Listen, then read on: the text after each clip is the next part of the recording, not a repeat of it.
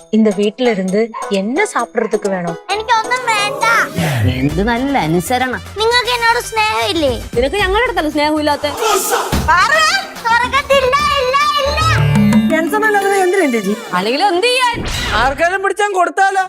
Vote നോക്കിയപ്പോ അവര് പറയുന്നൊന്നും കേൾക്കത്തില്ലല്ലോ, അതുകൊണ്ടാ. അമ്മമ്മേന്റെ ക്യാരക്ടർ അങ്ങനെ പോയി. എനിക്ക് എന്തായാലും ഇവിടെ പുറകെ നടക്കാൻ വയ്യ. എന്നെ ആർക്കെങ്കിലും പിടിച്ചു കൊടുക്കോ?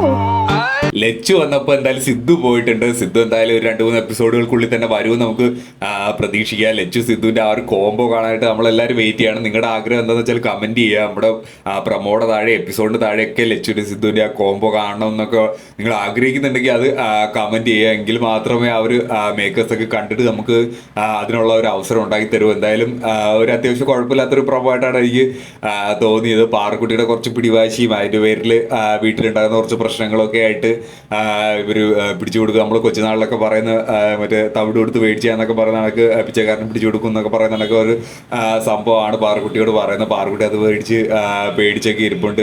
ഞാൻ വേറൊരു ഐഡിയ പറയുകയാണെങ്കിൽ നമ്മുടെ ലച്ചുവിൻ്റെ ഒരു ബർത്ത്ഡേ വരുന്നുണ്ട്. ജൂലൈ 10-ാം തീയതിയാണ് ലച്ചുവിൻ്റെ ബർത്ത്ഡേ വരുന്നത്. അപ്പോൾ അത് പ്രമാണിച്ച് വേണമെങ്കിൽ സിദ്ധു ഒരു സർപ്രൈസ് ബർത്ത്ഡേ ഗിഫ്റ്റോ അങ്ങനെ എന്തെങ്കിലും ഒരു വിഷസോ ഒരു പരിപാടിയൊക്കെ ചെയ്തിരുന്നെങ്കിൽ ഭയങ്കര ഒരു റൊമാൻസ് വർക്കൗട്ട് ചെയ്യാൻ പറ്റിയൊരു സംഗതിയാണ്.